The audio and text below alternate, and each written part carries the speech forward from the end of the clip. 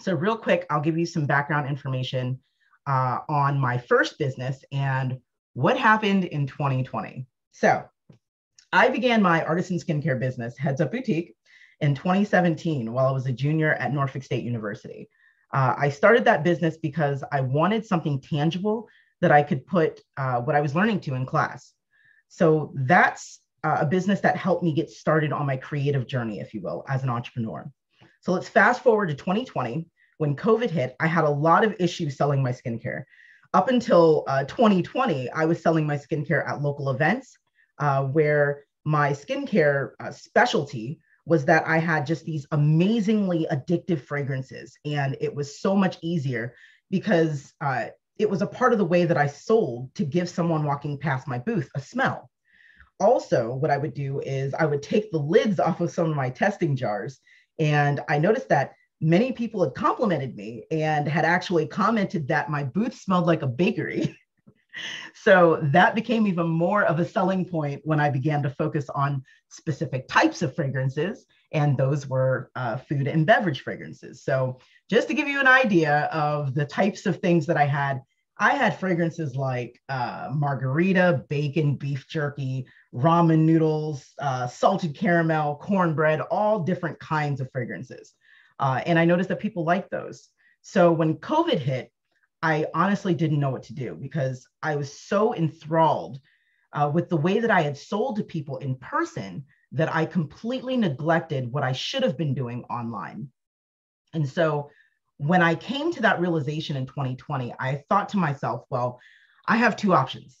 Either I get really good at selling online or I need to figure something else out. What I noticed was during lockdown was that I had already had kind of subconsciously began to meander into other streams of creativity, such as painting, embroidery, sewing, crafting, vinyl crafts. In general, I just wanted to be creative. And so it began that with just making soap and really wanting to become a well-rounded soap maker. And then it went to fragrances and then, so on and so forth. And so I was kind of already on this creative train, if you will. So what happened in 2020 and what went wrong? Spoiler alert, I am a stubborn person. I'm just going to say that right now. So what went wrong and what was I so stubborn about? Money, finances, revenue, reality in general. My skincare was just not enough. It wasn't making enough to be a sustainable business. I juggled with the idea of, is this a hobby or is this a business? So one year I looked at my revenue and expenses. And once I saw this big number, I genuinely felt embarrassed and disappointed. And that picture was a picture of my daughter, Aurora. So $14,000. $14,000. I had spent $14,000 and only made $1,200 in 12 months, 1 year. If this wasn't a sign that this was not a sustainable business, COVID lockdown definitely was. I really didn't want to give up on my business and admit that it was just a hobby, a really expensive hobby. So during the pandemic, I began reassessing who I was as a person and as a business owner. I started creating face masks. I was given a sewing machine by my grandfather, and literally like 2 months before lockdown, I guess it was meant to be. I began making face masks for my family and for my friends. And the people in my community began seeing that I made face masks and that I had these resources. And so I started making them for other people.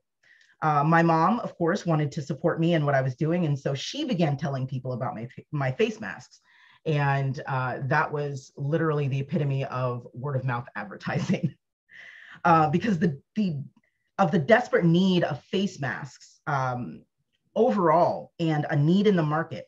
And the fact that I had a sewing machine, I had fabric, and I could sew in, pseudo straight lines, I was able to jump on this opportunity. And I ended up with my family and friends, I ended up making over 2,000 face masks. So it got to the point where I actually created an Etsy shop. I added multiple sizes and patterns, and it got really, really busy. I realized that I had literally been working about 14 to 16 hours a day in my dining room and in front of a laptop and a sewing machine. I was trying to manage orders coming in. I was trying to manage messages that were coming in from customers. And I was trying to manage just in general living. And so every day I would literally wake up, go downstairs, check my emails, check my messages, and go to work. I had a face mask business, honestly, before I knew it. And it got to the point where I got so many orders that I had to recruit everyone in my family and some of my friends. My dining room literally became a workshop. So I learned very quickly how to successfully scale a business. And I really didn't even know it in that moment. I was able to scale a business and I had 5 people working with me. I had to create SOPs, which are standard operating procedures. I had to show everyone how I wanted the face mask to be made, what measurements to take, and how to use a face mask or how to use a sewing machine and a lot of other things. So I had to create expectations of quality, communication, and attention to detail. And soon after I started my Etsy store, I will say I remember that I began getting orders for 20 plus masks. That's per order. So I was able, it made me feel good because I was able to help people all over the country and internationally. But, reality set in and that train had to come to a stop. I never set out to, it wasn't a dream of mine to start a face mask business. And so once the big box stores like Walmart had begun to get face masks in, I noticed that people like me had to either find a niche to continue to attract customers or just kind of, move on to the next thing.